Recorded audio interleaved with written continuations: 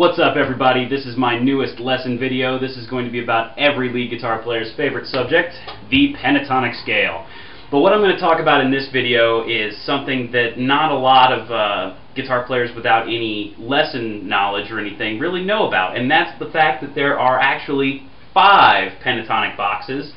Everybody pretty much in their mom knows this one, which is the first pentatonic box that pretty much everybody learns. And then there's this one that some people learn eventually too.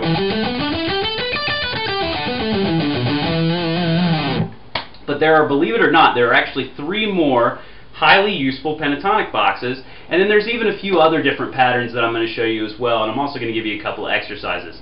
So why don't we go ahead and break it down, get right to the 5 patterns, and today we're also going to talk about something that a lot of guitar players don't really tend to focus on unless they play like country, is the major pentatonic scale, which can sound very cool with a lot of different applications other than just country music.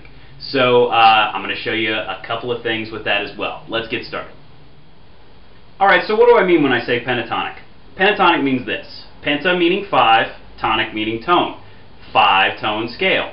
So every pentatonic scale out there, no matter if it's major, minor, or any other type of pentatonic scale, has 5 different tones in it. So let's go ahead and start this video off by taking a look at the major side of things. All these scales that I'm going to show you are going to be based out of the G tonality, so that you can hear G major versus G minor and hear them together. So let's go ahead and take a look at what notes are actually in the G major pentatonic scale. You have your root or first scale degree, G. You have your second, A. Your major third of B. Your 5 of D. And then your 6 of E. G, A, B, D, E. And then up to G, of course. And all those notes get repeated. So let's go ahead and start this video off by taking a look at the 5 patterns that make up the G major pentatonic scale. Alright, so before we get started, I want to point out that all these 5 main patterns that I'm about to show you are all based off the cage system. If you don't know what the cage system is, please check out my other video lesson about the cage system where I explain it a little bit more in detail. Also keep in mind that the fingerings that I'm using are all open to interpretation. So when you watch me play these, you don't necessarily have to play them the same way. When I play pentatonics, I tend to ignore the pinky a little bit and only play with my first, second, and third finger.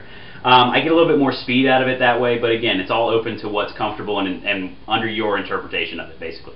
So let's go ahead and start it off by pattern 1.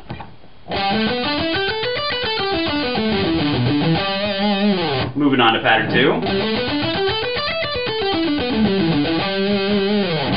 On to pattern 3. Pattern 4. And finally pattern 5. Alright, so that's it for all 5 patterns of the major pentatonic. Let's go ahead and take a look at the minor pentatonic now.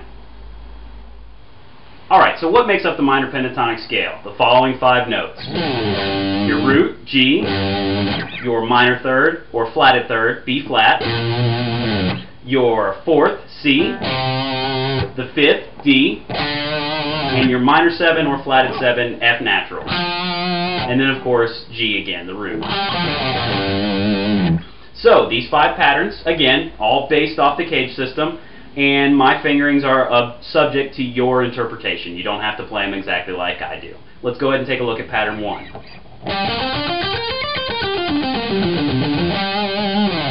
Pattern 2.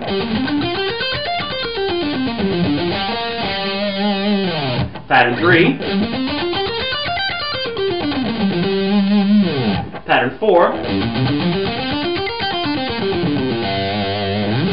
And finally pattern 5. So that's it for all 5 of those patterns again. Everybody already typically knows pattern 4. That's the one that everybody learns first. And then some people even learn pattern 2. But now what I'm going to show you is a couple of ways that you can take the knowledge about what goes into the pentatonic scale and get a little bit more mileage out of it with a couple of different ways of playing the pentatonic scale. Alright, so these next few scales I'm going to show you are what's called extended pentatonic scales. And what that means is we're taking bits and pieces of all the 5 pentatonic boxes and stringing them together to form one long flowing line.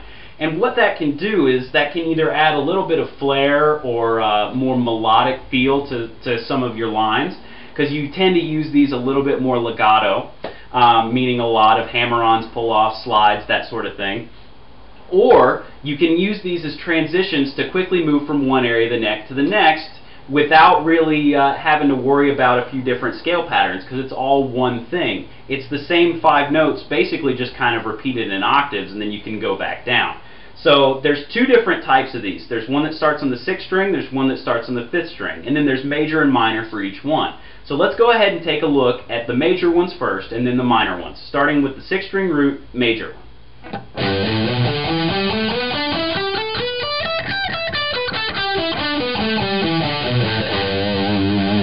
Alright, so now let's go ahead and look at major with starting on the 5th string.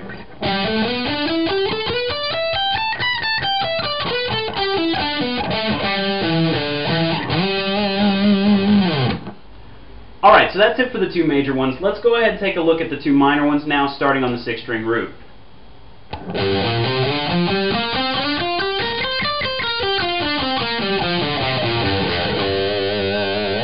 Alright, and moving on to the 5th string root.